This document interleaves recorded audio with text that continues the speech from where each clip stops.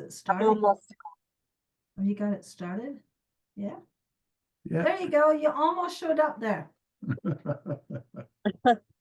You know, one of the things I thought about for you, Melissa, Yeah. is that nobody opens a business or buys a house and moves into it without a kahuna blessing in Hawaii. And Yeah. the fact that you've been having a struggle, maybe having a kahuna blessing on the business might be a good idea. I would definitely appreciate that.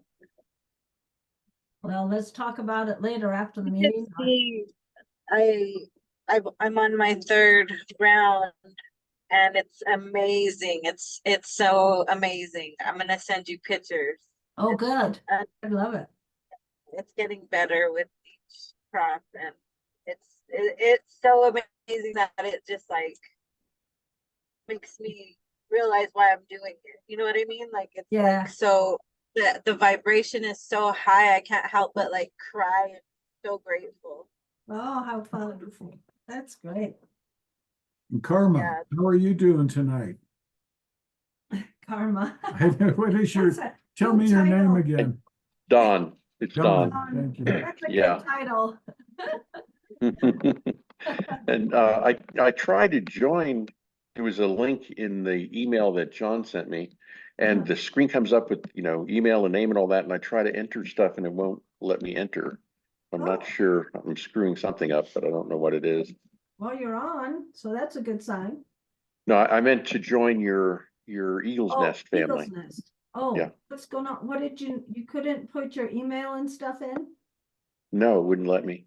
Oh, you need to look at it. Okay, well, we'll get that. I've got everything ready to go out.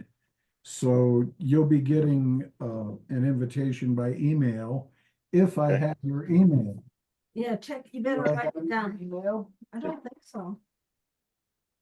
Yeah, John's been forwarding your invites to Oh. me. Well, we'll start sending it directly. What is your, Don, give me, what's your last name? That's Sullivan. Sullivan. Okay, and what's your email? It's KARMALLPDS@gmail.com. DS is in deep state Yeah, right. at gmail.com. Correct.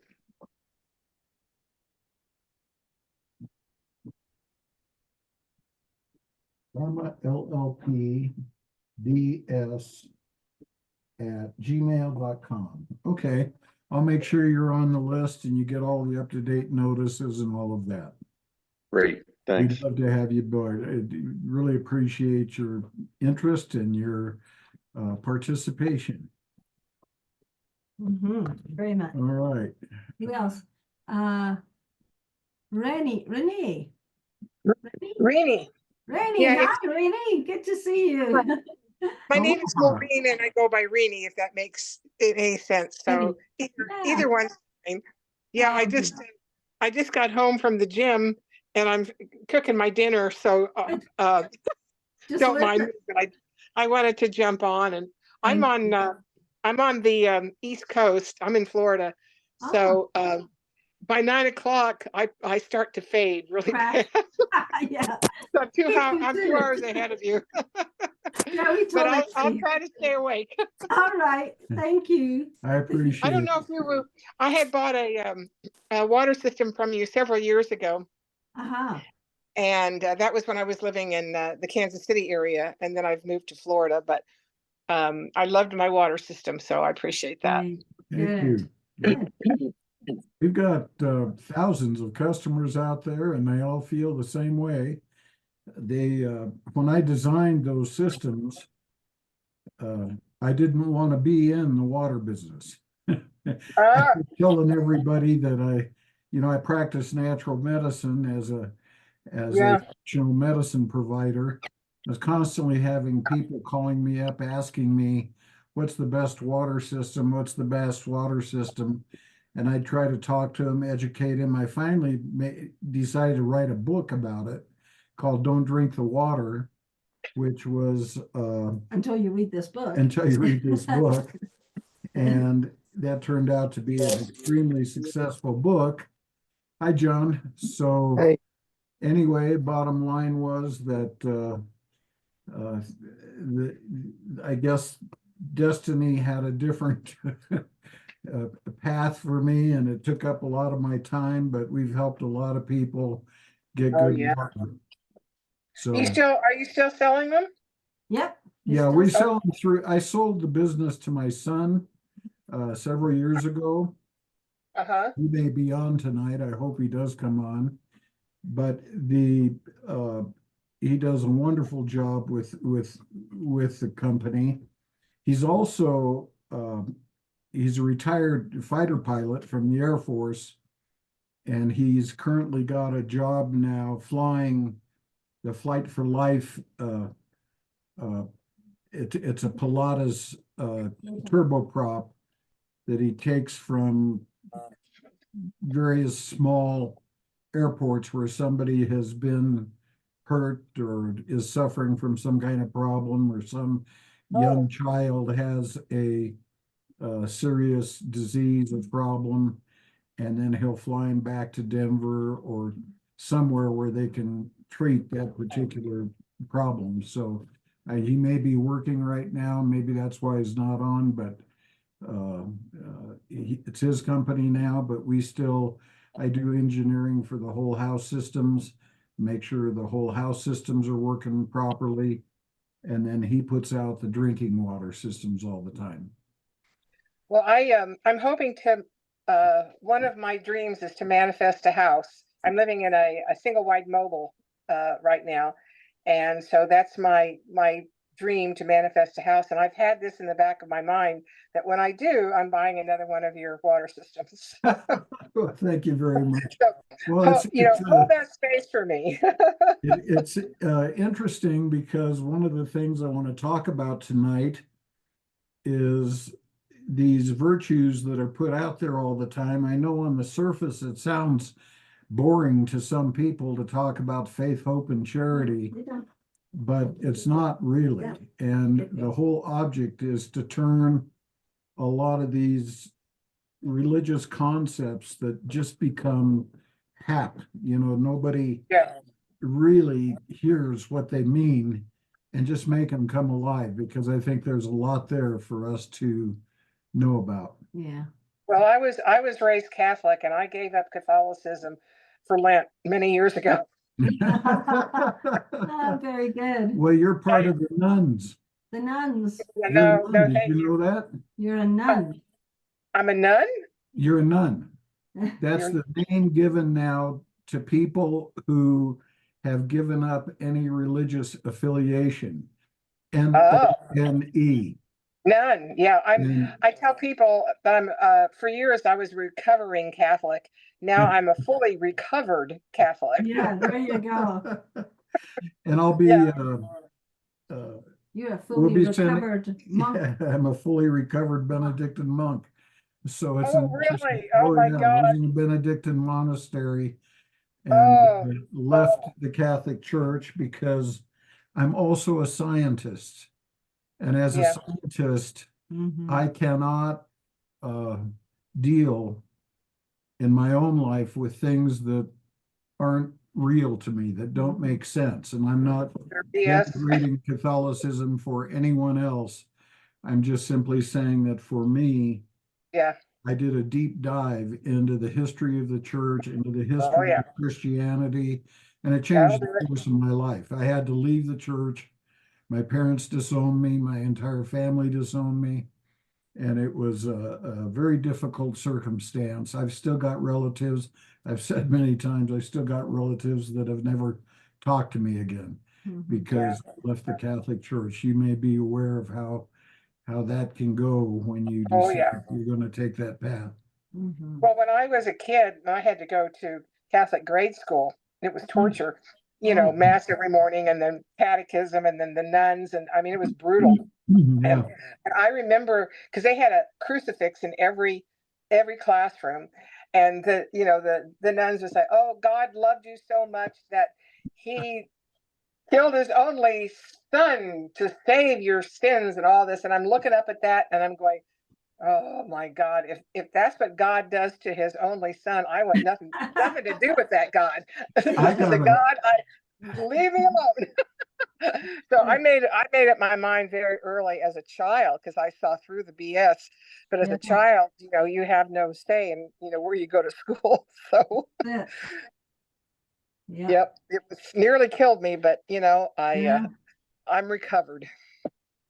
Yeah. Well, that's Puts a wonderful. lot of negativity in even though I didn't buy into it, it affects your psyche, They Mhm. make you feel like you're worthless. Yeah, I For get it. sure. Well, John, it's nice to have you here tonight. I thought that you weren't going to make it, but I'm glad you did. Mm-hmm. Good to see you. Are you there? Can you hear me? Oh, Yeah, there- things changed and we ended up getting back a lot earlier than we thought. So Oh, good. we're good. I'm glad I'm here. Okay. Who's on the iPhone? Is And- that I have no idea. Gary? Are you on the iPhone? I have a couple people on. I think Caitlin might be, or my cousin Joseph. Okay. All right, good. Well, Well, let's get started. I want to go ahead and get started. I like chit-chatting for just a few minutes at the beginning of the meeting. I like to always begin with giving the floor to the people who just tune in to ask any questions before we go off into a subject. Some of you may be having questions about what you've heard, what you're reading, what's going on for you, what's happening in your life. And just let me know. Let's talk about it. So is there anybody who's got any questions right now regarding what we talked about last week or anything else? No. Everybody's completely clear about everything? Good. Then I guess we don't need these meetings anymore. We're all conscious and enlightened. Well, I missed last Don, week, so I don't know what you talked about, so I couldn't ask Yeah. the question even if I wanted to. Okay. Don, you got questions. Yeah, Don, what do you got? Yeah, but we could spend the whole night on the questions. Well, if Okay. that's the way it works, why we got to we're answer them here. first. Okay.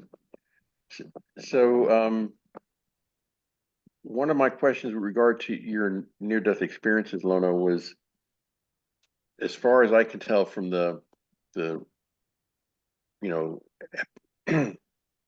examples that I've read about or seen on YouTube, there are a lot of people who have near-death experiences who never actually make it to the creator, so to speak. Okay. And I was wondering if you knew what distinguishes those who do get that far versus those who only stay in either the white light or the white room and do their life review and then go back without seeing the creator. Yeah, I can only tell you, Don, what my experience was. I don't want to try to speak for everyone else, but I can tell you that I had a very discrete experience when I found myself in the embrace of that loving light, which I now equate to the Christ light within each of us. When I was in the embrace of that light and I asked it, "Who are you?" And it responded, "I'm you." That staggered me. It just absolutely, completely staggered me to decide to recognize that the Christ light is not a man who lived 2,000 years ago, but it was actually a part of me. And it's the reason why we don't get lost. It's the reason why nobody gets consigned to hell for time and all eternity. And it took me a bit. And it wasn't until I finally got it and accepted it that that was me. In that instant, I was in my ultimate timeless home, which I think is the quantum world. You know, if you want to relate it to physics, the quantum world is the spirit world. And who we are, each of us are elements of form, but our spirit actually lives in that timeless or all-time place. Also, that's the other thing, you know, people are good at calling it timeless. It's really all time. We live in all time, not no time. And I think that makes a big difference to understand that all time and no time are two different things. And when we live in all time, we can negotiate time and go anywhere in it that we want to and still have experiences.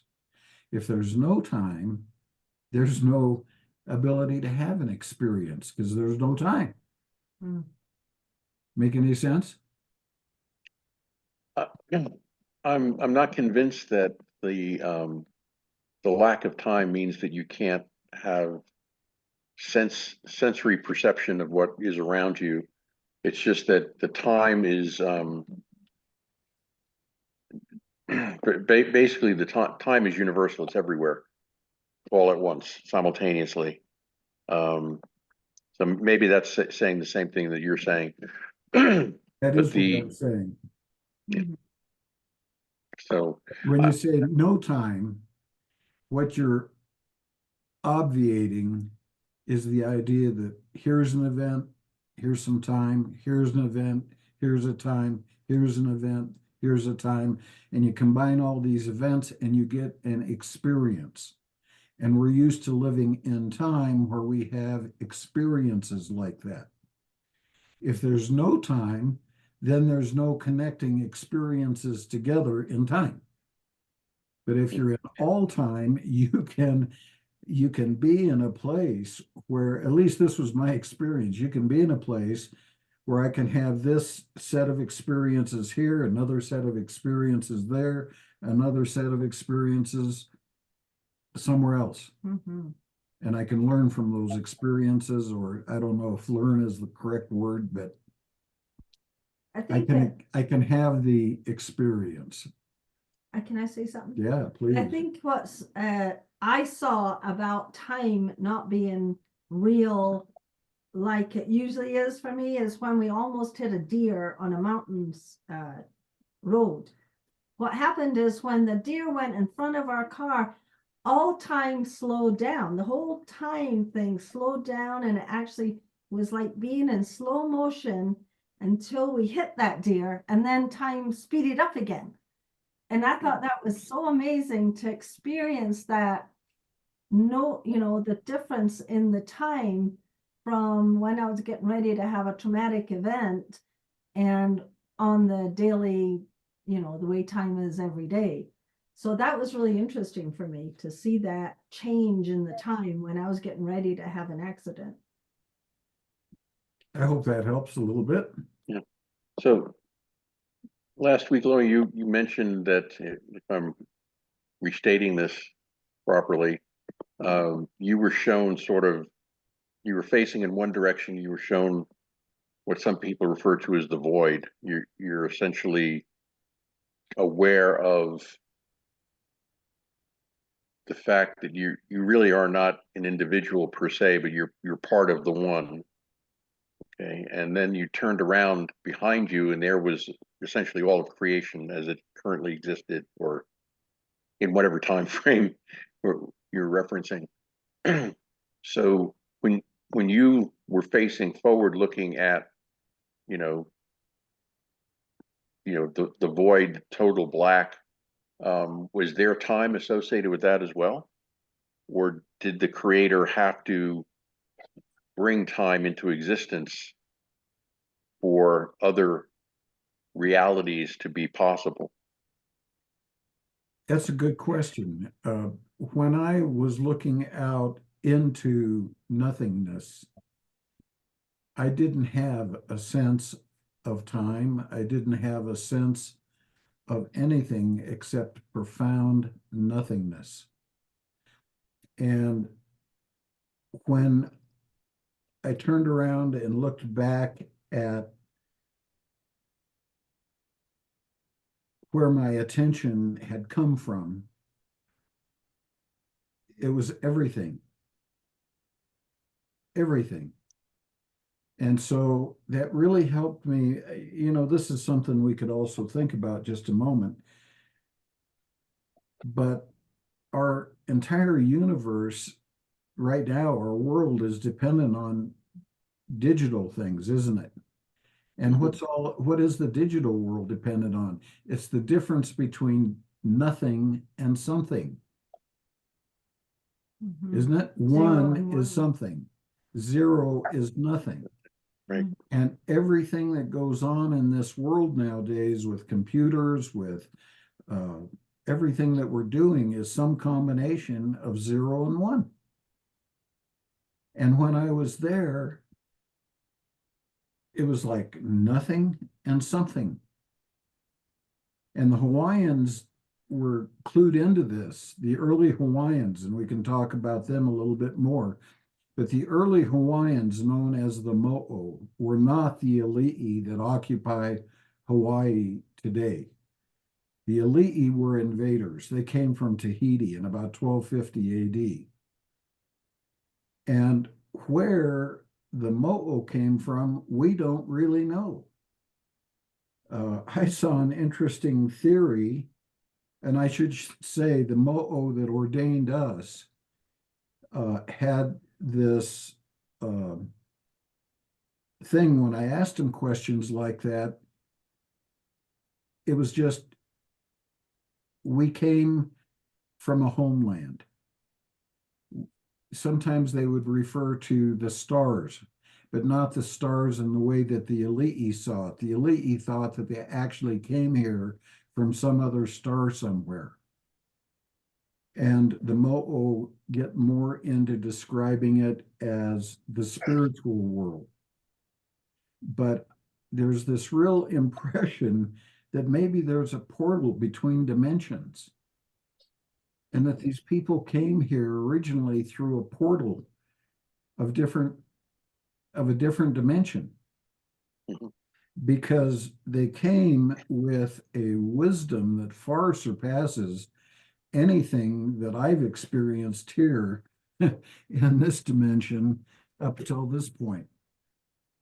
And many of these concepts were very intuitive to them, and they knew it, and they talked about it, and they taught it. So they would say that the gods thirst for meaning and expression. Well, where does meaning come from? It's this place between 0 and 1. The glass is half full, only relative to full and empty. I've got a lot of pain relative to what happens when I've got no pain or total pain. And I know what total pain is because I was in it when I had that death experience. You know, many times you'll go into the doctor and they'll say, well, rate your pain on a scale of 1 to 10. Yep. You'll say 7 or 8, and it has meaning only relative to what you experience as pain. I'm so used to pain that I think if a lot of people lived in the pain I consider to be pretty normal, they'd be debilitated. But you go through it for a long enough period of time, you get used to it, you know how to adjust. Your brain makes allowances, and you live, and you have an ability to have a life. So meaning is this difference between something and nothing. And expression happens when we take complementary dualities, like male and female, and we put them together and we get a baby and new life. So that's a complementary duality. So we would say that contrasting dualities cause people to find meaning, and complementary dualities cause people to find expression. And the Hawaiians said that the gods thirst for meaning and expression. And that's what we're doing here in this dream we call our life. And that brings up another issue, and that is dreaming. When you're in a dream, what is time? You have the unfolding of an experience, but how long did it take? And does that have any relationship whatsoever to how we see time here? when we're awake. Mhm. Time is a very relative thing. Mhm. And I just prefer for myself to look at it in terms of all time as opposed to no time, because it allows my brain, it opens up doors to other venues of thought that just get stuck when I'm in this place of thinking of it as no time. Okay. It appears that when you had your near-death experience, you bypassed some of the lower dimensions that people refer to, some people refer to in their near-death experiences, and you got to, as I said, interact with the creator directly. There are some who would say that normally when you go to the so-called white light or white room and you are the judge of your own life experience, that the guides or the beings that show up there really have an ulterior motive of sending you back to Earth. In other words, in your next incarnation, you will come back to Earth, and there's a purpose associated with that. Have you heard of that or experienced that during your near-death experiences? When Did I you have a was, guide trying to encourage you to come no, back? there was not a guide. All there was the white light that I then came to understand was the Christ light that is me. And there was, once I was there and had gotten that lesson about everything and nothing, and the fact that we comprehend everything when we're there, and it's not even difficult. We're completely aware of everything, and it's not even difficult. And then all of a sudden, I had this awareness that I was going to have to come back. And uh, a lot of people will say they didn't want to come back. Mhm. And I can understand that because it's a very nice place to be. There's no fear whatsoever. The peace and this sense of connection to everything that is really hard to think about being apart from that experience again. But in my case, for whatever reason, and maybe it's because of the work I do now, I don't know, but for whatever reason, when I had that idea that I was going to have to come back into my body, there wasn't a guide telling me that. It was just an inner awareness that I knew it was going to happen. And the second thing that came along with it was the awareness that I was not going to be able to remember everything that I had encountered there, which was really upsetting to me because I had spent all my life up to that point. Remember, I was in a Benedictine monastery. I I was totally committed to understanding life's mysteries. I was not the normal kid. And anybody who knows me from those years will tell you that I'm not normal. I'm not the typical kid You who, still aren't you normal, know, I actually. so it was a dynamic where I knew I was going to have to come back, and I knew I was not going to be able to remember all of the stuff I wanted to remember, a big part of which now I know was understanding the Hawaiian way of looking at life, but it wasn't in the sense of, gee, here's a bunch of Hawaiians and here's how they looked at life. It was more like their way of looking at things was how we look at them when we're there. And not any Hawaiian, the Mo'o Hawaiians. It was the key. It was the thing that I'd been looking for all my life up to that point. And when I realized I was going to come back to my body and I was not going to remember those things, I was upset. And then the next thing I thought, and this didn't take much time, the next thing I thought was, okay, if I can't remember all of these details, I'm by God going to remember what it was like that I knew him at one point. If I'm going to go back into my body and have forgotten all of this, I want to know, I want to remember that I at least had the experience and that the answer was out there. And so when I woke back up in my body, the pain was pretty intense, but that wasn't what I really regretted. What I really regretted was not being able to remember all of that stuff that I had searched for all my life. That just really upset me.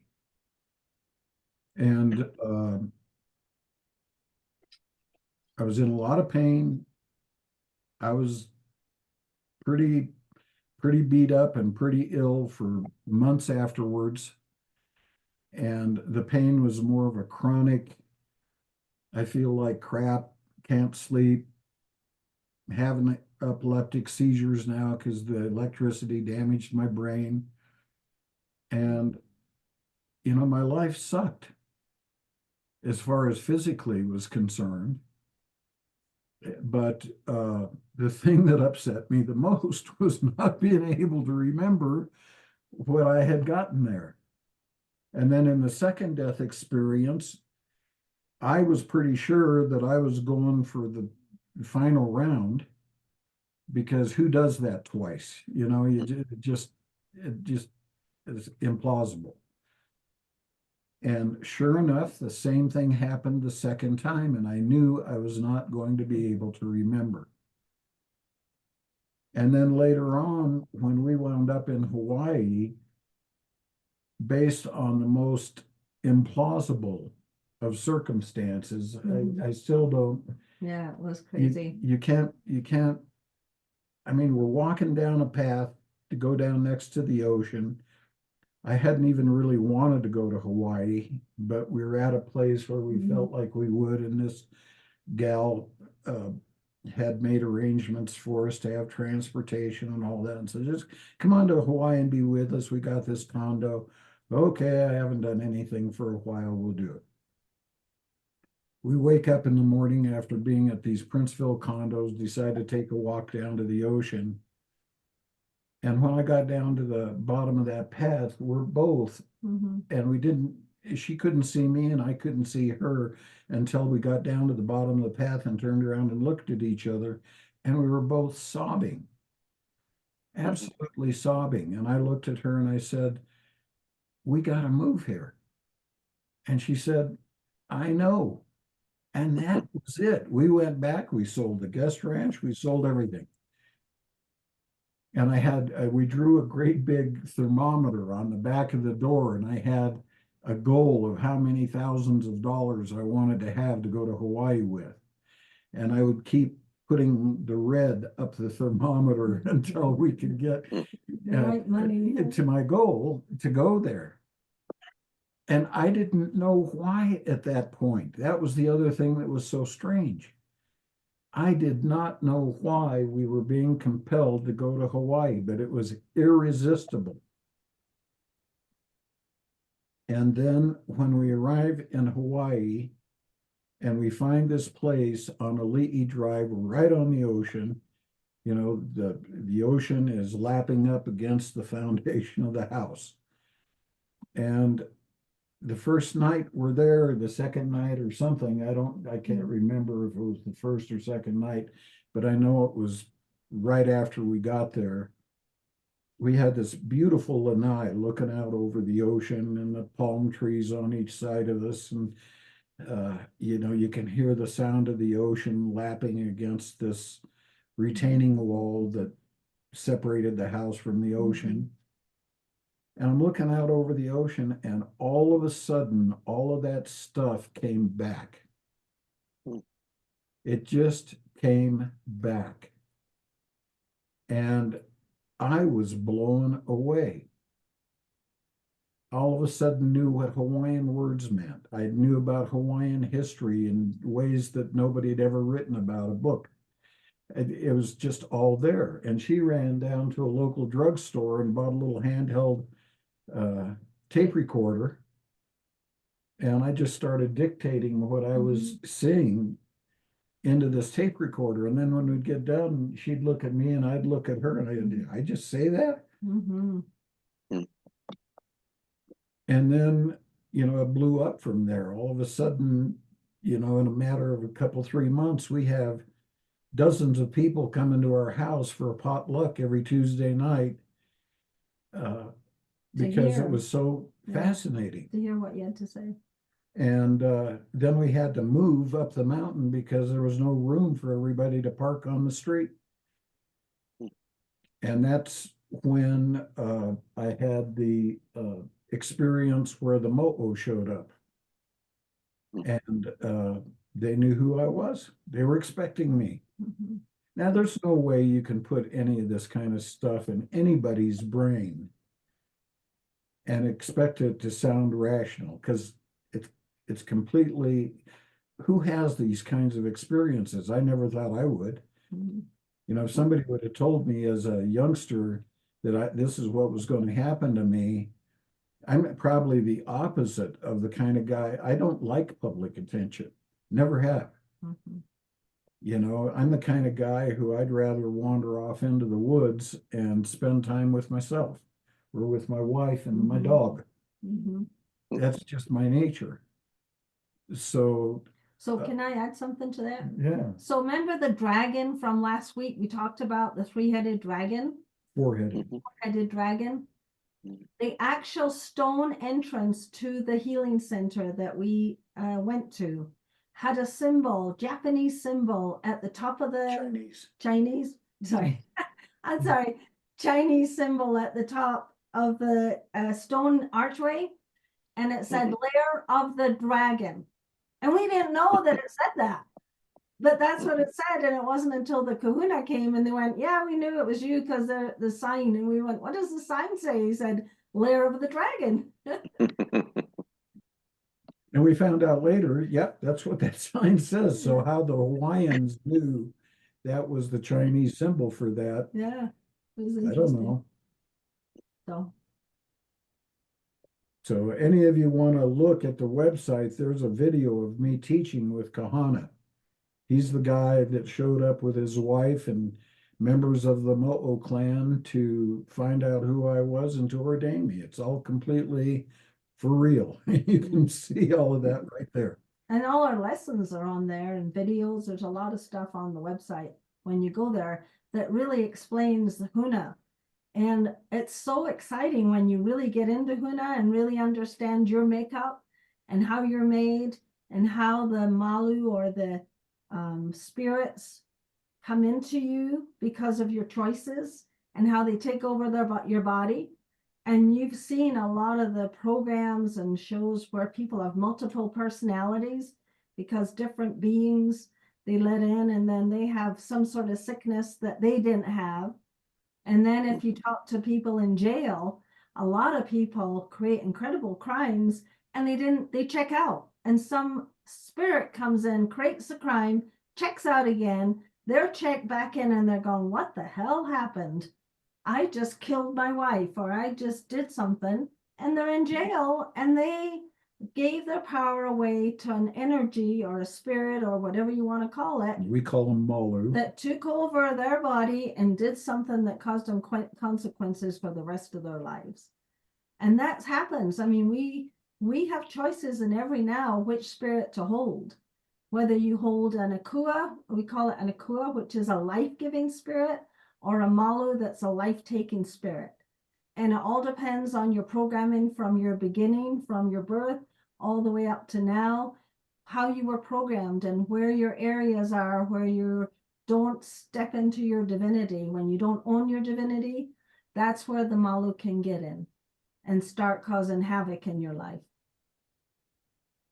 And Malu, the life-taking spirits, are actually a part of God.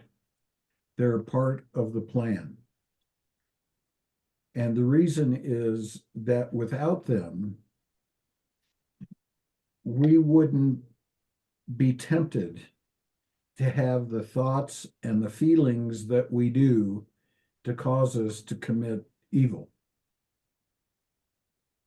As divine beings here, we're unconscious. That's why we come here. We come here to be unconscious, to imagine that we are not divine. It's that concept of meaning again. We get to imagine that we're not divine so that we can come to appreciate the value of our divinity when we find it. And all of us are able to find our divinity. That's the purpose of life. Now, whether we do or not is a choice. But we can if we choose to do it. Mm-hmm. And Malu, how they operate is they have the power to give us thoughts and to give us feelings that are not ours, but we mistake for ours. And they're very good at this, really good at this. So a thought will pop into your mind. How about all of you out there? This has happened to every one of you, I'm sure. Mm-hmm. A thought pops into your mind. And then it gets followed up with a feeling. It's like the double whammy. And if you're evolved enough, you say, oh, that's not how I feel. That's not what I think. And you disregard it and you go on and you think in lighter terms and more beautiful terms, more life-giving terms. But there's a whole lot of people out there that don't have that capacity. They get a thought and they get a feeling and they thought, wow, that's me. Well, that must be what I have to do. You know, when I was a deputy sheriff, I'd encounter these people who had a criminal mentality. They were totally possessed by Malu. They did not know how to tell the truth. They couldn't tell the truth if their life was depending upon it. Had one guy that was a hi. Mm-hmm. I had one guy who was on probation, and I said, just tell me the truth, and maybe we can not have to talk to your probation officer. I was trying to give him a break. He wouldn't tell the truth even about that.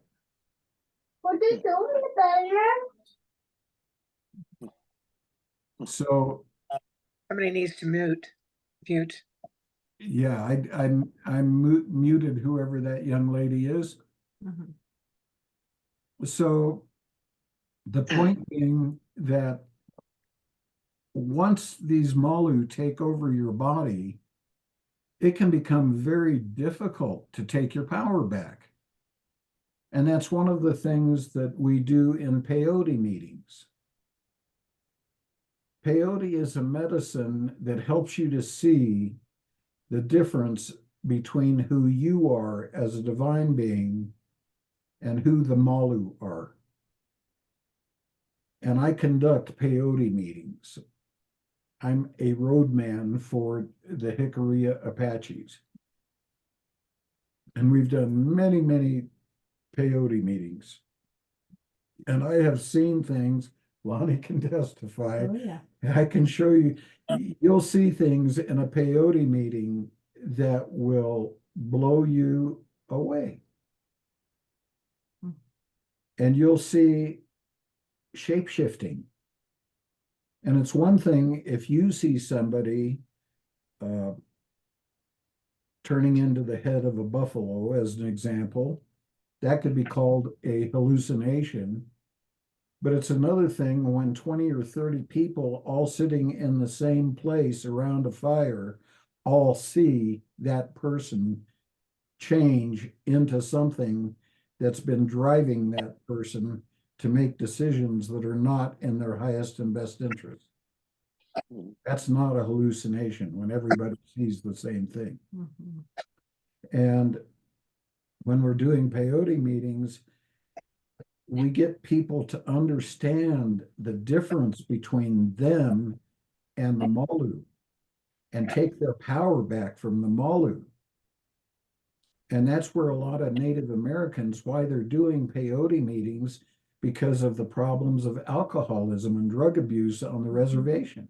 Mhm. And somebody, if they've got a good guide, can do a peyote meeting, come to a very clear recognition between them, who they are as a divine being, and what the spirit is that's addicted to some drug or alcohol, and dispossess it of their body, kick it out. Mhm. And I actually have a bear staff that we use during the course of the meeting that people will hold on to and look in the eyes of that bear, which is a symbol of power, and state their name. My name is so-and-so, and I reclaim my power. I am not the spirit that wants me to do this or that or the other thing. I am not an alcoholic. I am not a drug addict. I am a divine being, and I reclaim my power. Mhm. There's a book. I wish Chuck was here because he would know the name of the guy. But there was a surgeon that got he died on the operating table, and he wrote a book called Return from Tomorrow. I don't know if anybody's read it, but it's all about he goes into he gets shown by a spirit a bar down by where all the ships are, and I don't remember what town it was, but back east somewhere. And he goes into the bar and he's standing there and he sees all these people at the bar drinking alcohol. And he sees all the spirits that are waiting to get into those bodies when the people have just had enough to drink, to where they open up to avail themselves of these spirits. And the spirits come in and you see their whole being changed and their whole attitude changes, because that spirit's in there now. And it's taken over the drinking because it wants to drink. So it wants to get in that body to drink. But then comes the Malu's energy, which is probably fighting and arguing and, causing trouble. That book was so profound when I read it, called Return from Tomorrow, I think. And it was written by a surgeon who died. And that really showed how he could see those spirits waiting to get into the bodies once the people had had enough alcohol, that their guard was down and they could get in and take over that body. And That's really, I'm sorry, that's really interesting because there's virtually an identical description by this psychologist who worked both in mental health institutions as well as state prisons, where it's his belief, unlike the psychiatrists and the psychiatric community, that schizophrenics who hear voices in their head are actually hearing these demons, are actually hearing these spirits, and virtually exactly. all of them were drug addicts, and in particular methamphetamine addicts seem to lower the guard against these demons the most. And they will come in and they will actually tell them to fight other people. They'll actually tell them to stand in front of a moving vehicle and get hit so that they can experience and feed off the pain that it causes, the schizophrenic. So a lot of these people who we consider to be mentally ill simply got themselves in the wrong place doing, drugs and alcohol, where they allowed these spirits in. And once they're in, it's really hard to get rid of them. Yep. It sure is. And I'll tell you, here's the other thing that's interesting for all of you that are on this path. Once you start to be able to see Malu, you can't then, after that, not see them when they're present. Mhm. So when I'm counseling people, I can see their Malu. I know what's coming next. And it's not any kind of a, I don't know what the way to say it is. It's like anything else. When you look at a group of people, you can tell which group of people are going to be the kind of people that you could be close to and the kind of people you don't want to have anything to do with. And that gets refined down to the point where you can actually see their malu and see that who they are as separate from that malu. Mhm. And that is a really interesting place to be. I just had a phone call yesterday from a person who we've counseled a lot in the past. And he was actually at another house. He lived with us for a short while we were in another house, a log cabin, and there was a married woman who lived up the hill. And to get to her house, she had to drive right past our house to go up there. And he was out working in our garden without a shirt. And she became pretty attracted to him and came down and started visiting him when I wasn't home. And the two of them had an affair. And then her husband found out about the affair. And this gal was lying to her husband, just absolutely bald-faced lies. And when people have the capacity to do that, that's coming from a malu. When you can look somebody right straight in the eye, the father of your child, and say, I'm not having any affair, when just that afternoon you were down there having sex with this guy working in my garden, you know, that takes a very special kind of spirit to do that. And so I tried to warn this kid not to get involved with her because she had a big malu.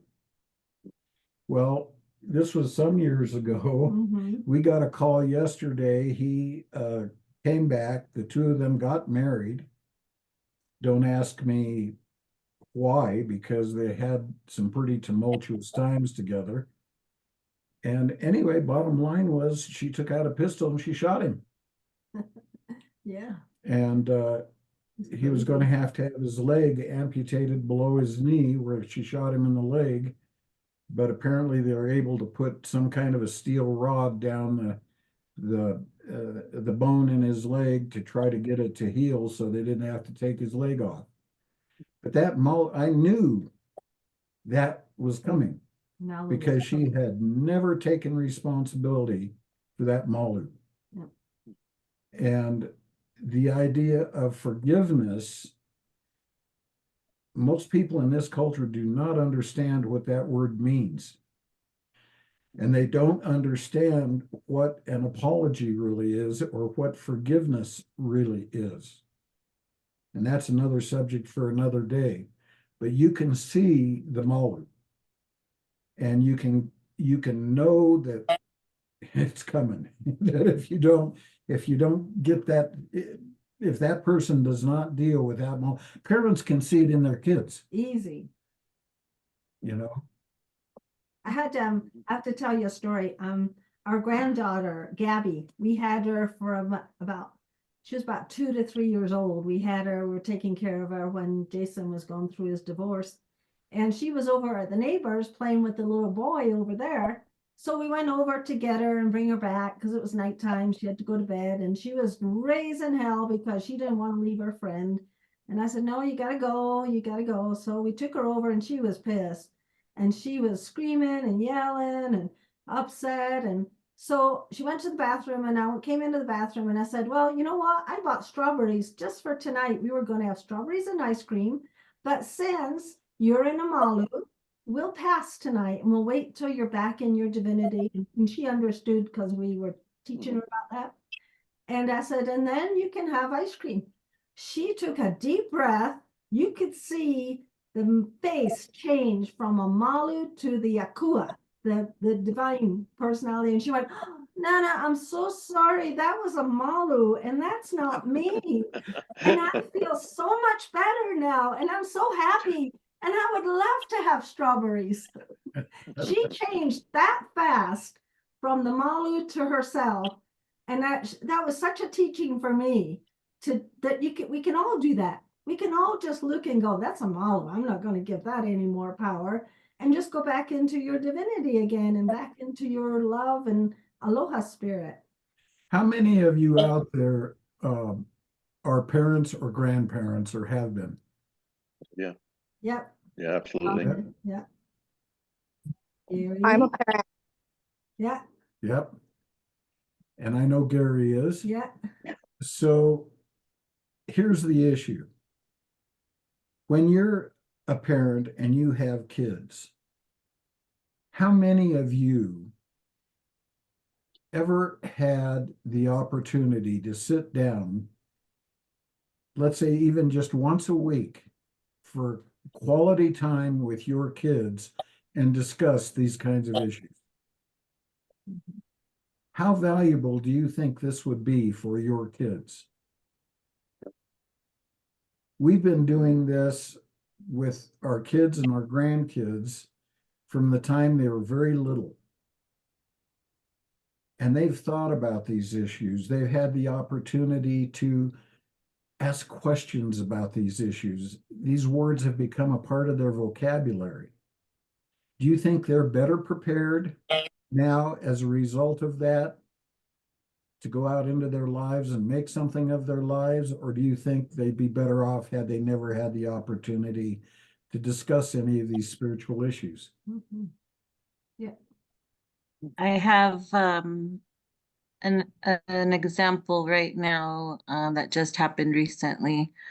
I hired my daughter and her boyfriend, and the other day I needed them to stop at my business and take care of something very detrimental.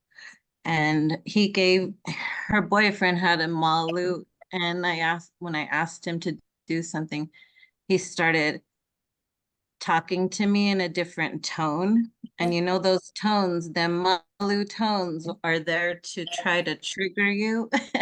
Mm-hmm. And I'm very sensitive right now. So the malus were in full effect. And he was like, well, what can I do? Like we did, and I'm in stress mode, and he's talking to me like something that wasn't his divinity. And my daughter started jumping down my neck too, because I was pointing out the fact that I was in a stressful time, and he made me feel like I was a nuisance. And at that point, like I'm doing a lot, and I had to like not take responsibility for the way that their malus were treating me and not take it personal and not respond with the malu that I could potentially have that will make things a lot worse. Mm-hmm. Yeah. And Melissa, let me just point out something that you said with great compassion. And that is when you say that you're asking them to be considerate of you because you're in a fragile place and they can make you feel bad. I just want to point out that nobody can make you feel any way without your permission. And it's very Agreed. important that all of us remember that.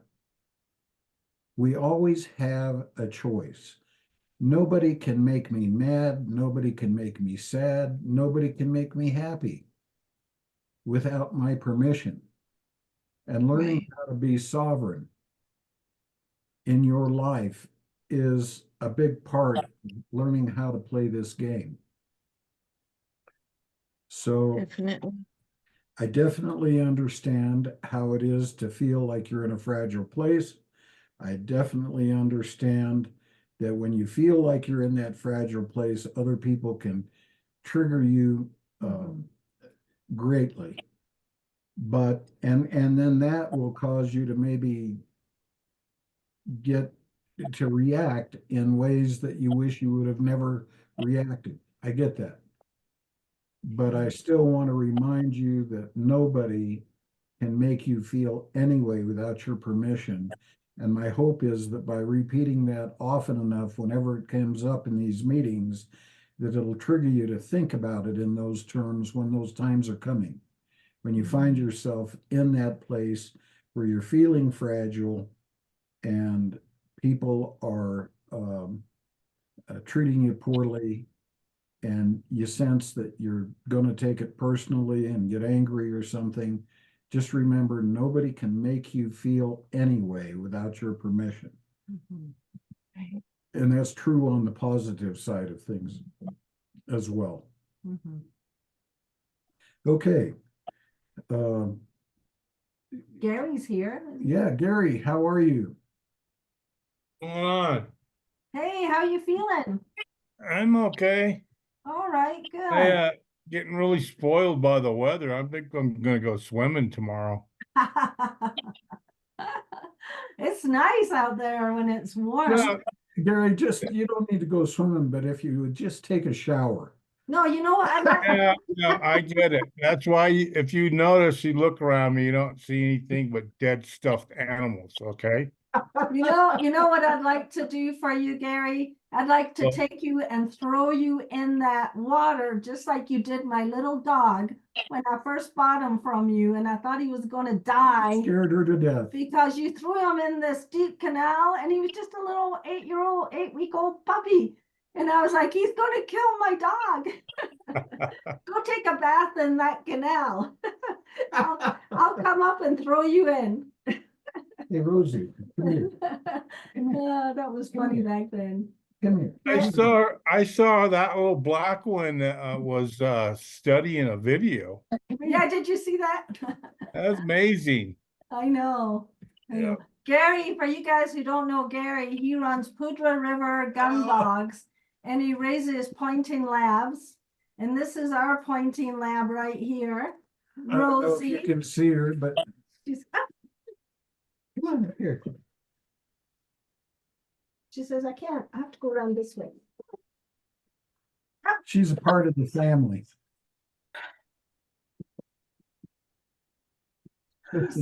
She's half asleep. She's the sweetest little thing we have ever had in our lives. She's incredible. She's a So sweet thank you, Gary.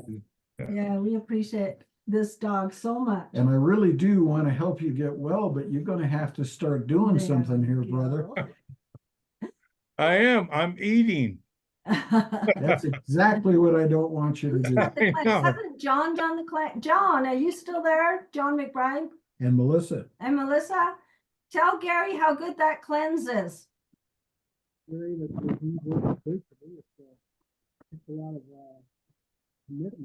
can't hear you. Can you talk up?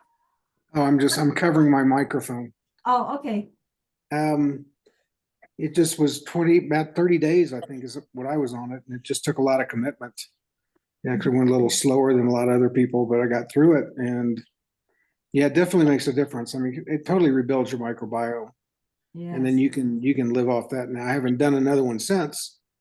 And I'm sure that they probably would love me to do another one. But honestly, I think that as long as after you've done it, you're eating healthy and so forth, you can maintain that microbiome for quite a while. Yeah. Don't need What a about lot you, of stress. Melissa? Melissa, are you there? I am. I've done, I think, like 7. My first one, I did 54 days. Whoa. I could not, I was like thinking I'm gonna eat for Thanksgiving. Thanksgiving came and went, and I'm on day 54, and I'm finally like, oh my God, I'm starving. But it took a long time.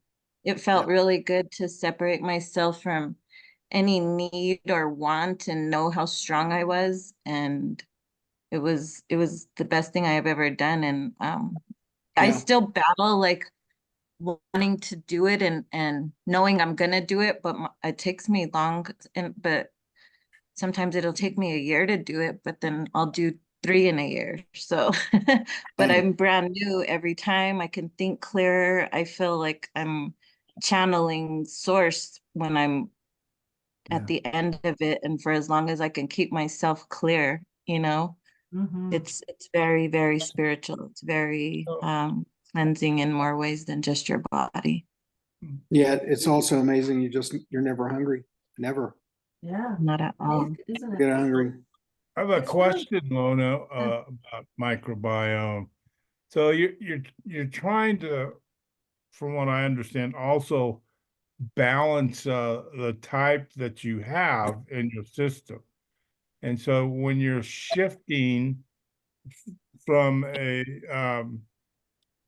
carbohydrate to a more carnivore, I mean, you're using different types of microbiome, and how do you balance things out so it's not an issue? You know what, John, Gary, that's that's the good news. You don't have to be smart about all of this stuff. Your body has developed over millions of years, and at least the last couple of million for the human body, and it evolved to be in harmony with its environment. And the spiritual component of that, the God consciousness that created our body to be what it is perfect. It's the doctor within. The whole key to the cleanse and to Revitalize is to get the doctors out of the way and let your body come back to how it was designed. And we do that by not eating a lot of crap, by creating a dynamic that is already built into your body, which is fasting. Your body was designed to fast over millions of years. There was never a continual source of food. Nobody was able to eat 5 and 6 meals a day, 7 days a week, 12 months a year. Never happened. So what would happen is that people would have times when there was lots of food around, and most of that was meat, and they would eat that food. And then there were times when there was nothing around. And your body is not lazy. It doesn't just all of a sudden stop producing energy. What it does is it shifts metabolic gears, and it goes into this cleanse mode where it's going to take the energy that it was using to digest food and put it into a situation where it is rebuilding your tissues, detoxifying tissues, and cleaning things out. What we're doing is just getting all the modern stuff out of the way. Yeah, it's called poison. Yeah. And let your body do what it was designed to do, and the most amazing thing happens. One of the other things I teach people on the cleanse is there's such a thing called an epistological taste change. Any of you ever heard of that? An epistological taste change is part of how you're built. Have you ever noticed how animals will typically eat only one thing at a time when they're in nature and in the wild? If you look at a deer out in a field, it's eating one type of food, and it'll suddenly stop eating that one type of food, and it'll go to another type of food and start eating that type of food. And then it'll stop eating that food and it'll go to another one and eat that type of food. But it won't eat a little of this, a little of that, a little of this, a little of that, all at the same time. That's because their sense of taste has not been corrupted by cooking food and mixing all kinds of foods together. Sugar. So what we would do at the retreat center is we would put out a buffet. And on the buffet would be spinach leaves and carrots and radishes and, just a variety of different kinds of food. Turkey, slice of turkey, a slice of beef, whatever it happened to be. And then I'd show people that this actually works for human beings too. Take a carrot stick, Eat the carrot stick. How does it taste? Wow, it's sweet. It's delicious. Okay, take the next one. How's that one? Oh, it's wonderful. It's delicious. Take a third one. How's that one? Yeah, tastes like it maybe is a little older or something. Doesn't taste as good as the first two. Take the third one. Yeah, I think that's part of the same carrot that's no good. It just doesn't taste all that good. Well, how about this? Taste the celery. Oh, the celery is actually quite good. I'm surprised. Take another one. Yep. Take a third one. Well, it's not as good as I remember. And the same thing with radish. The same thing with a slice of turkey. And your taste changes when you've had enough of that food. It's not that the carrot changed. It's that your taste changed because your body knows it doesn't want any more carrot. And it turns off Interesting. your ability hello, Lynn. Oh, Bless you. I haven't talked to you for a long time. yeah. Thanks for coming on. Thank you. So anyway, the bottom line is that your taste will change when your body has had enough of that particular food. So what do we do today? Well, we have processed foods where we've got 10 different ingredients all cooked together with lots of sugar. Your body can't regulate itself that way. It can't tell you when it doesn't want any more of this or any more of that. And sugar is as addictive as cocaine. Mhm. It's one of the biggest addictions that people have to deal with. And when you go on the cleanse, the reason why we do the saltwater flush at the beginning is that it gets rid of a lot of this addiction to sugar, because sugar and carbohydrate are really the same thing. Carbohydrate's just another form of sugar. So what we want to No, do, no, can I ask you something? yeah, go ahead. Edwina, my friend that's on here, Yes. she's on dialysis, and she would like to do the cleanse, but she can only have so much water in a day. How would that work? Mm. Well, that's why we do a body chemistry analysis. And I think she's hung up. I don't think she's there now. No, she's right here on the bottom left. Oh, okay. Okay.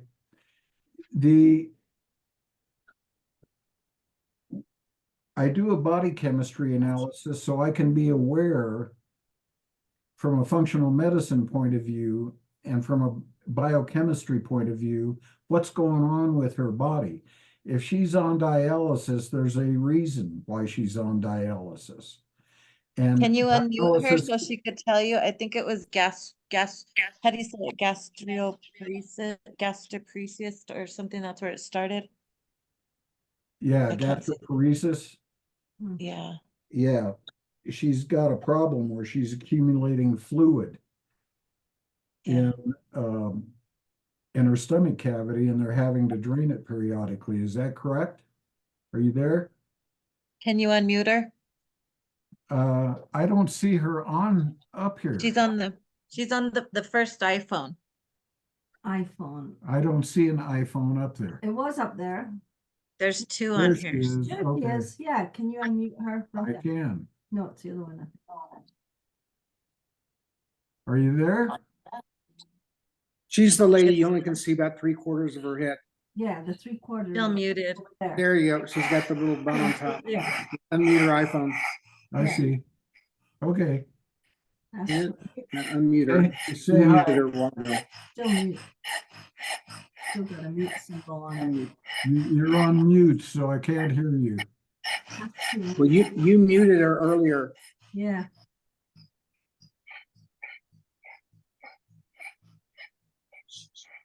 Can you unmute? No, You need she, to unmute her. I She has don't, to unmute. Just say ask to unmute. I have about 3 or 4 times. Can you unmute yourself? There's a button down below that says unmute. Okay. There you go. There There we she go. is. All right.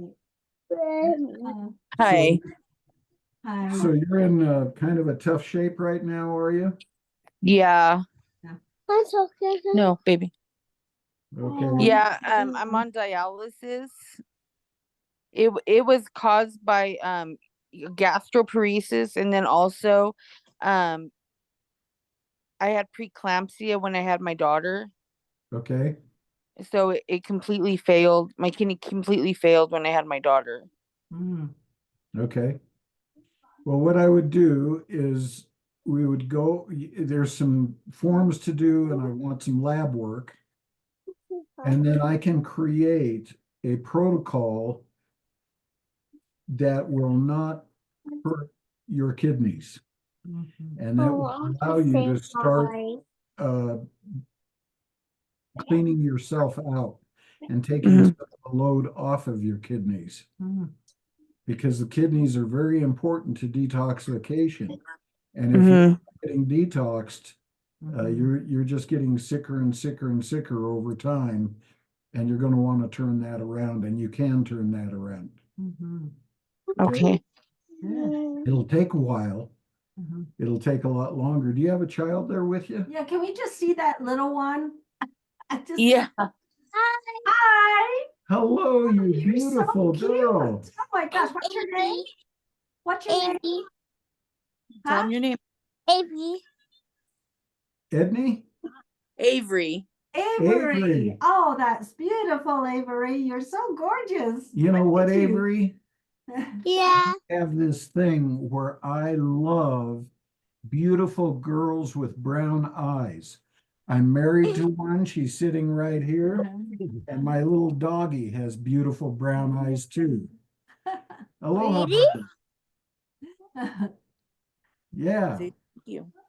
She's too cute. You are Yeah, just she's too gorgeous. cute. So anyway, I want to get back to the meeting. I can help you. You will just get in touch with me after the meeting and we'll start looking at a program that will work for you so you can be around a long time for that little girl. Yes. Okay, that sounds awesome. Thank you. Awesome. Okay, So Lono, can I make a comment? Yeah. please.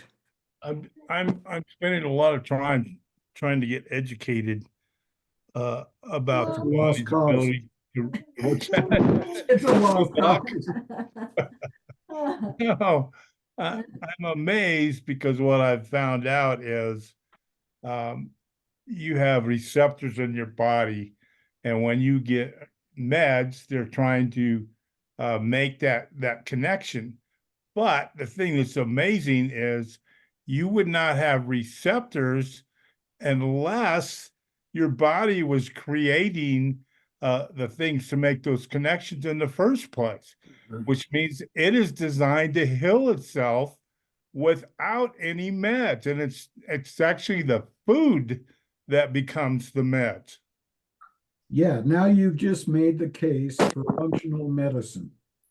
And that's why there's such a war going on right now between functional medicine, also known as integrative medicine, and conventional pharmaceutical medicine, where the pharmaceutical companies, they want to be your pharmaceutical company. They don't want your microbiome to do the job for you. Yeah. Because the microbiome does it for free and it does it better. It's just amazing on and how you've got this solution already, but when you overwhelm it, it can't do its job. Yeah, Right. exactly. That's why the cleanse is so awesome. Because once you get on the cleanse and you're just not in digestion, the amount of healing that happens is staggering. I mean, we have seen people heal cancer, diabetes, heart issues. I've healed hiatal hernias. I mean, it's just incredible when your body is allowed to heal itself. It does. It just I have a lady that I'm trying to talk to come on. I've met her about 5 years ago, Peggy, Oh yeah, Peggy. who had a serious cancer. She was given less than 3 months to live. Mhm. And as is typical in cases like this, you know, once they've gone to all the doctors and the doctor says there's no hope, you know, go home and get prepared to die. That's when she saw me. So I put her on the protocol, which is a special protocol just for cancer patients. She wanted to just be good enough so that she could live long enough for her kids to come out from California to visit her. And she was, you know, if she could live another month, she, you know, and be in good enough shape to see him, she was going to be very, very happy about that. Well, what happened was she got on the cleanse, and 3 months later, she and her husband went out to California to visit her kids, and the cancer was virtually gone. It had spread to her liver, and it was going into her pancreas. And I don't know what any of you know about cancer, but liver cancers and pancreatic cancers are very, very difficult things. And so she's alive today. She regularly buys her protocol medicines from us every month. And she goes on every time I talk to her about how she's so appreciative because she wouldn't be alive today if she hadn't run into us. And she's gone to San Francisco now about 3 times. Yeah. And we just love her. And I would just love to get her on one of these meetings and let her tell you about her own experience with what was supposed to be an incurable cancer. And I go through that a lot. She's not the only lady where I've had that experience. So just for whatever it's worth, the body is incredibly intelligent. The real doctor is in your body's intelligence. It's built in. The best thing we can do is just create conditions so that doctor can do its job. Yeah. Okay? The doctor is called your DNA. Yeah.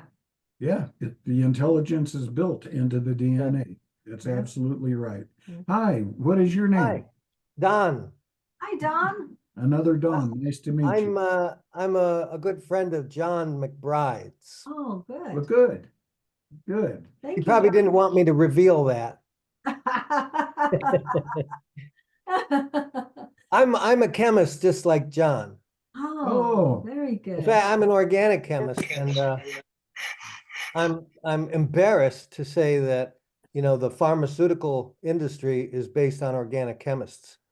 They're the ones in the lab making these poisons Yeah. that they want people in the world to believe are medicines, and that the medical establishment is based on the doctors giving us medicine to cure our ailments and our diseases, which the diseases are mainly caused by the food industry and, you know, the cabal running everything.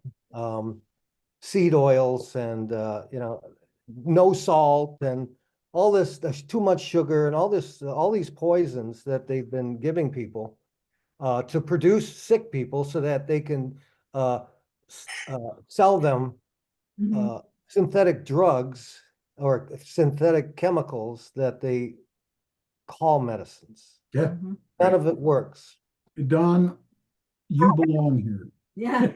I'm a biochemist. One All of right. the things I make in one of my videos that I produce is this war that's going on right now between functional medicine and conventional medicine. Rockefeller medicine. Yeah, Yes, Rockefeller medicine. definitely. And what I try to help people to understand is that most functional medicine providers are biochemists, because biochemistry is the core of healing.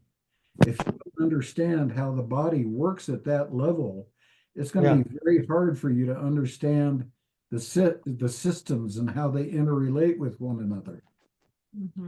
The 184 medical schools in the country right now, only 35 require any biochemistry. Any. And of the 35, they only require 1 semester. And it's almost as if Big Pharma does not want doctors understanding how these chemicals impact health. They try to keep it out of the thought processes of the people that are on the front lines of medicine. And I find it very, very, And decades ago, that wasn't the case. They did require biochemistry. And I thought they taught biochemistry in medical schools. yeah, not now. Not now. Only 35 out of 186 schools. John and I were Yes. both teaching at the University of New Mexico, Oh, chemistry department years ago. And at one time, we had a chairman of the chemistry department who used to be the dean, one of the deans at the UNM Medical School. And he told me that in the medical school, in the classes, they would give them exams. And, let's say it's an hour for the course.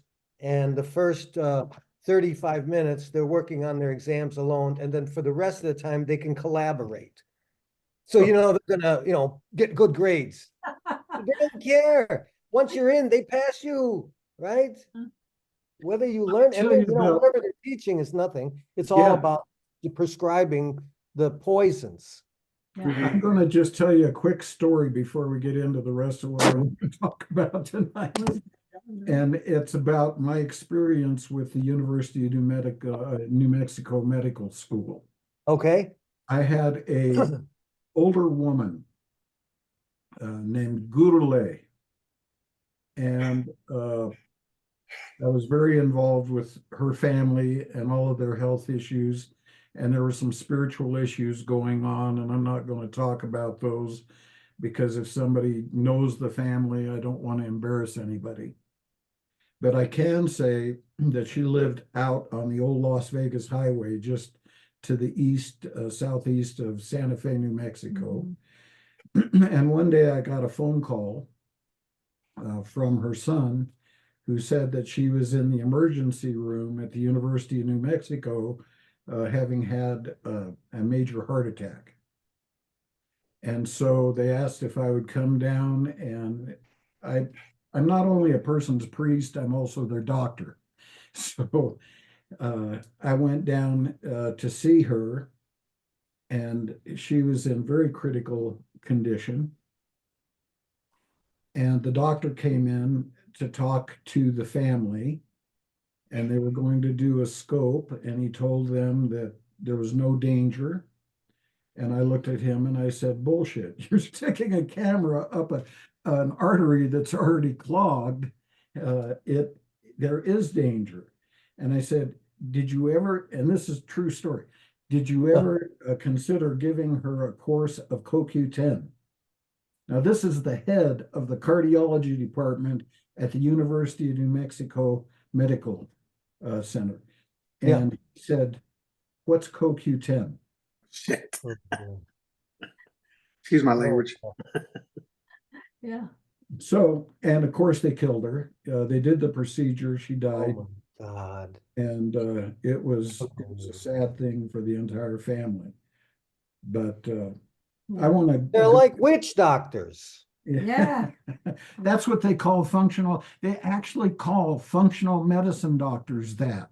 Yeah, well, they all, the crazies always call the good people what they are, Yeah, exactly. always It's called projection.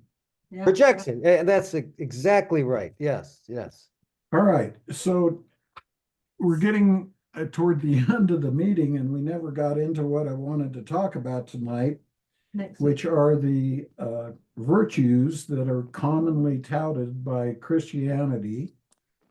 And one of my problems with Christianity is not with the message, but so often the message has become pap. It's just meaningless to people. They repeat words and they don't even know what they're saying. I agree. So the only thing is the message. Yeah. Yeah. That's the only important thing. And I That's it. tell people all the time, this is a Huna wisdom thing that the early Mo'o talked about. The credential is always in the message, never in the messenger.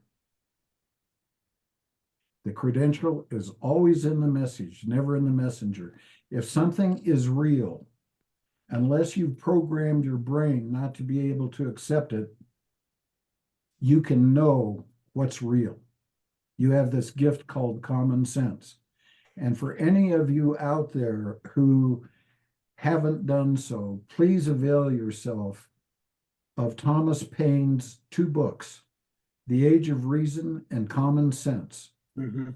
Both I of have- those books are the reason why we have an America today.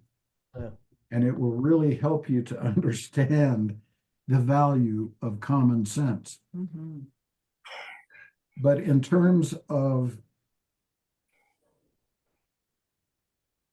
these virtues, we talk about, and I'm only going to scratch the surface, and we're going to get into it big time next week because I think it's so important. What are the 4 virtues? We talk about 3 in Christianity all the time. There's really 4. Anybody want to take a stab at it? Was that like humility? Is that Would one? integrity be one of them? Humility. Those could Integrity. be the ones sorry? I'm looking for, Forgiveness, huh? forgiveness. Forgiveness. Yeah, the ones I'm talking about that are quoted all the time are faith, hope, and charity. Oh. Faith, hope, and charity. Yeah. And all the ones you just mentioned are all virtues. Integrity is extremely important. That's a spiritual condition. But there's one other: faith, hope, charity, and vision. Those are the 4 things that we involve ourselves with every time we set a direction in our life. They're not words that should just roll off your tongue without them triggering something up here in your brain. And so I want to talk a little bit about that next week. Hope. Why is hope important? What is hope intimately tied to? Expectations Expectation is good. That's good. of something positive. Yeah. Yep. Hope is about motivation, isn't it?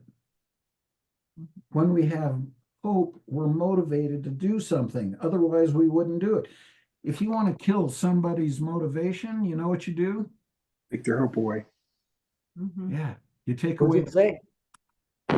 You want to kill somebody's motivation. Yeah, but what did John say? Hope. Hope. Take away the hope. Take away their hope. Oh, take away their hope. Well, how do you do that? Okay. How about when the government decides that they're going to go ahead, Lynn? Hold on. Yeah, there you are. Are you there? You're muted, John. So I might be. Lynn. Lynn was going to say something. I'll tell you, I'll give you an example of taking away somebody's hope. You go to the doctor and they tell you you've got a terminal case of cancer and you've got 2 months 3 to live. months. Yeah. And then now what are you going to feel like you want to do for yourself? Not much. Not much. What happens when a kid goes to school and the teacher doesn't like him and says, you're just a stupid kid. You know, you're never going to amount to anything. Mm-hmm. You want to kill a kid's motivation? Tell them that. Then they become a Oh, yeah. criminal. There are a never-ending source of examples of how you kill people's motivation by taking away hope.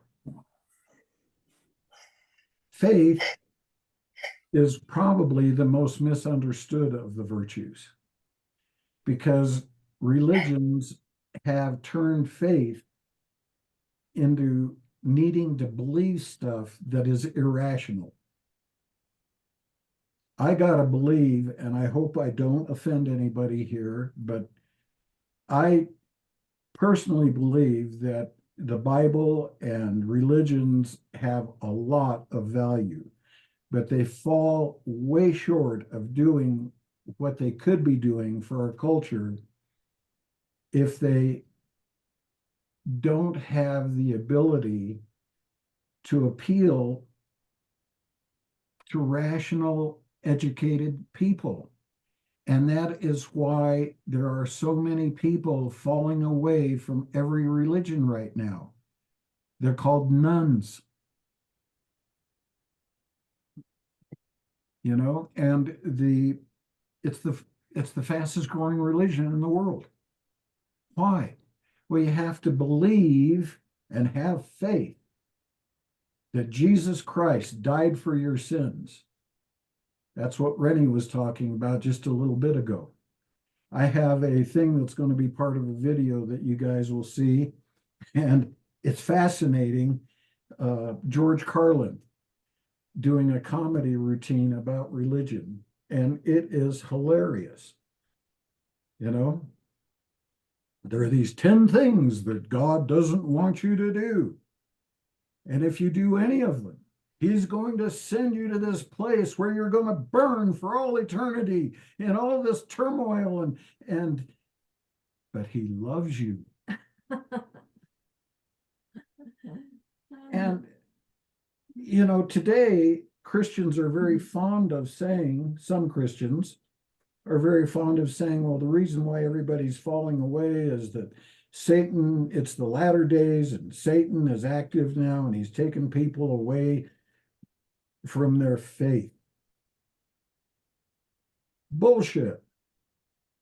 The reason people are dropping religions is that they've ceased to become relevant because they're making people believe stuff and take certain things in the Bible literally when they're meant to be metaphors. And if you demanded to look at it literally, you sit there and you got to shake your head if you got a brain above an oyster. Mm-hmm. But when you look at it as a metaphor, wow, man, there's some gorgeous stuff there that you can really get into your system as spiritual food. So Christ had to die for my sins, for me to be saved. Saved from what? I'm made out of God. Is God going to cut a part of God's self out and put it away someplace for time and all eternity? And that doesn't make any sense, especially to me, because I understand that God contains time. Time does not contain God. And that whole theology is about God being captured and living in time. God doesn't live in time. God contains time. If God didn't contain time, if time contained everything, then time would be God. So we'll talk about the proper role of faith, what faith really is. Charity is just another word for love. And most people really don't understand love. And we'll talk about that next week. And then finally, we'll talk about vision, the thing that is underneath all of this. And where do we come up with what we want our lives to look like in any given now? And that's an interesting thing to ponder. You know, I was talking to, I don't know if maybe it was Gary, I'm not sure. But there was a movie that came out some time ago called The Secret, and a book. Have any of you been associated with that book or that movie? The Secret. That's done a lot for me in terms of me helping me to realize I was in my own way and I was creating stuff that, yeah, I Right. shouldn't have. Or The yeah, idea it's of good. the secret is that if you want to manifest something, all you have to do is decide you want it and continually put that in your consciousness. And You create your own reality by your thoughts. Your thoughts create your reality. yeah, that's the point of That's the the only problem is it's not true. God is made out of love. And God, because God loves all of us, God is not going to give us what we want just because we want it. Have any of you heard that Garth Brooks song, Thank God for Unanswered Prayers? It's a great song. If you get a chance, you need to listen to it. It's about how he had this girlfriend when he was in high school, and he was just madly in love with her, and he prayed to God every night, just give me this girl, you know, and I'll never ask for another thing again. And then years go by and he's back for a high school reunion with his wife. And they see this girl there. And the song is Thank God for Unanswered Prayers.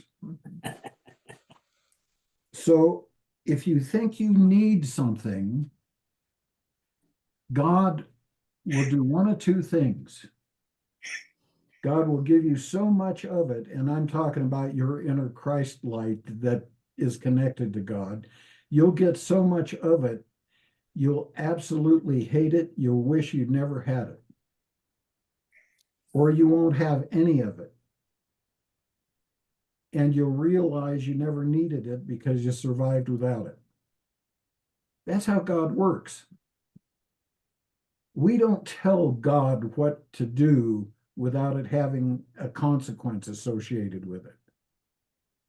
And this vision has to be rooted in reality. How is the world built? Why do we do the things that we do? Why do we want the things that we want? And what is this thing called wisdom? You know, when I was a little boy, I got in a lot of trouble at the Catholic Church for my first communion. And all of our first grade class, or whatever the heck it was then, second grade, I don't remember when you get your first communion anymore, but we're all sitting in the front row of the church there, the pews, and Father Gillick was the pastor. And he said, God is so happy with all of you today because you're making a commitment to bring God into your life. That's what this communion is all about. And so he's so happy with you that he's going to give you whatever you want. And so he went to each kid to say, what do you want? And this kid said, I want a new bicycle. And this kid, I want a new pony. And this other kid wanted something else, etc. And he got to me, and what do you want? I said, I want wisdom. Whoa. Did I get in trouble for making that comment? And we came out of the church, and my parents had several other parents come up to them. What the hell is the matter with that kid of yours? Who does he think he is? I got in trouble for asking for wisdom. So in life,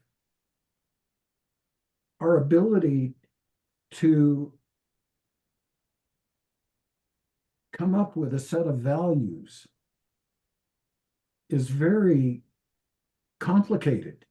And there's a lot of pieces involved in what that vision is. How do you see your life? What do you want it to be? So faith, hope, love, and vision. And I want to talk a little bit about those things next week. All right. Hey, thanks for having me. I'll see you next week. Thanks for coming on. Thank you. I really everybody. appreciate it, Don. Sure Yeah, enjoyed yeah, it. Don, I'll send you the invitation next week and I'll try to get you on his mailing list. Thank you. Okay. All right, John, talk to you later. Very good, Aloha, Don. everybody. Aloha. All right. Anybody night. else? no. Hi. Can you hear me? Yeah. How are Hi. you? Gosh, it's good to hear your voice. It's nice to see you guys. Thank you so much for sending the invitation to my email. I finally aligned Tuesday with Yeah. Tuesday and got here a little late, but thank you so much. Oh, You're great to welcome hear so you. much. Hey, whatever happened to Debbie Gordillo? Is I she still haven't up there? heard or seen from her. I've written her several letters, no response. Mm. She's living in her farm still, as far as I know. We're no longer friends and haven't been for about, I don't know, 5 years now. Oh, wow. Whoa. Sadly, Yeah, that's sad. my daughter's almost 20 now. The baby Wow. is almost 20. Wow. And she's still friends with Nicolette. Nicolette was down there by you at Colorado College Oh, and is now in law school, I think. wow. And Wow. Kai tells me, tidbits about Nick and what's going on in her life. And she seems like she's doing, things that she was headed in the direction to do, I guess. And every once in a while, Kai will run into Debbie somewhere and then report back that she said hi to Debbie for me, and Debbie says hi or something, but we've never rekindled our friendship. Well, would you do me a favor and ask your daughter to tell her daughter to ask Debbie to call, or at least let me know what's going on? At one point, we were very good friends, and now all of a sudden, Haven't heard I'm kind that. of being ghosted by her. So Yeah. I don't know what's changed, and I love her. And I just would hope that she's doing okay. Yeah. There Yeah, you her place looks good. So, I mean, I see it on the road pretty easily on the way to my place. So she looks like her place is in good shape and that kind of thing. She did some remodeling over there, but I don't know what's going on with her in her life at all. But I will tell my kid to pass that on. Sounds good. Thank you. And what was the name of the guy that was the Mexican immigrant? Jose, Jose. Jose. her mate, we are still friends. I see him all the time. He does my granite work and my tile work, and he's amazing and happy and has a lady that he got with right after Debbie. And then she had 2 sons of her own. He never had any kids of his own, but he took on her kids and they're now part of his business. And he's just same old sweet, happy-go-lucky, super diligent, hardworking Jose. He's a lovely Outstanding. dude. Well, that's good. Say hi to me for me to him, please. I will. He'll remember you, I'm sure. I'm just now, as you noticed, it's been a few years since I promised you we would start doing this again. Yeah. And but I finally am at the place where I can. We've got a series of classes going now that are excellent. And so make sure, I know I have your email because you got this invitation. So you'll be getting an invitation to join the family. And you'll be posted with whenever we put up a new class. And, the whole idea is to be able to, I have a thing called Pearls of Wisdom, which we discuss various issues. Like one of the issues I talk about in a piece you're going to get pretty soon is about dogma. And I did 3 videotapes on dogma. Probably one of the most boring sounding things in the world. But if you actually listen, it's extremely insightful. And I think it really helps you to understand why dogma is not something you want to run your life in any area, whether it's politics or religion. And, Looks like Lanny likes dogma right now. I like Dogma. I love Dogma. She's the dog ma. I'm the dog mom. that little girl is so beautiful. I love her brown eyes. See, I'm a sucker for beautiful brown eyes. Oh, boy. Yeah, I need to remind you, Lono, because you forgot from last week. Yeah. I need the information for the water business so that that friend of mine can order some more filters. Oh, okay. You remember that? Yep. I will make a note. Make a note. Lonnie, put that on your list too. Make sure he does that. I need to probably order some new filters too. Yeah. Okay, cool. We'll put you on. We'll send an email tomorrow, John. Very good. Thank you. I'll remind them. Well, I got it down now. That helps. If you Yeah, read that's Now all I gotta do is remember where I put the steno pad that I wrote it down. Exactly. Oh, Very God. good. All right, Well, good talking with you all. It was a fun night. I enjoyed it. It was very good, very good. Good Me people. too. good Thanks. I'll talking. talk with you guys soon. All Yeah. right. Thanks, Lynn. and I believe I recorded this one, so if any of Yes, you you didn't hear it from the beginning Mhm. or would like to have access to the recording, I'll put out an email that'll have the link to the Great. recording so you can start getting them now. I'm going to record all of these so you have them to Very good, refer back to. very good. Thank you. Okay, Lona, I'll see you next Tuesday, okay? If not sooner. Okay? All right. Thank you. That's good, John. Bless you. Aloha, Lonnie. everybody. Me. Aloha.